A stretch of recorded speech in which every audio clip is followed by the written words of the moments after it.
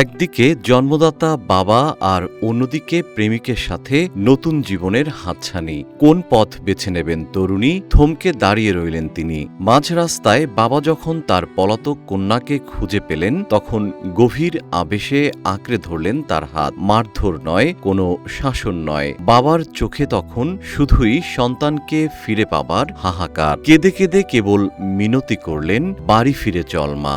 বাবার সেই বুক ফাটা কান্না স্পর্শ করতে পারেনি কন্যার পাথর হৃদয়কে। পাশে দাঁড়িয়ে থাকা প্রেমিকের হাতটা শক্ত করে আঁকড়ে ধরল সে। রক্তের টানকে অস্বীকার করে বাবার হাত ছেড়ে যুবতী চিৎকার করে উঠল, বাবা, আমাকে আমার মতো বাঁচতে দাও। বাবা তবুও থামলেন না, মেয়ের পিছু নিলেন। অসহায় বাবা তখনও জানতেন না আরো বড় আঘাতটি পাওয়া এখনো শেষ হয়নি। মেয়েটি তার বাবাকে থামাতে হুমকি দিল আইনি মামলার। মেয়ের এমন কথা শুনে অসহায় পিতা স্তব্ধ হয়ে দাঁড়িয়ে রইলেন। তার বুক খালি করে মেয়ে চলে যাচ্ছে এক অচেনা ভবিষ্যতের দিকে।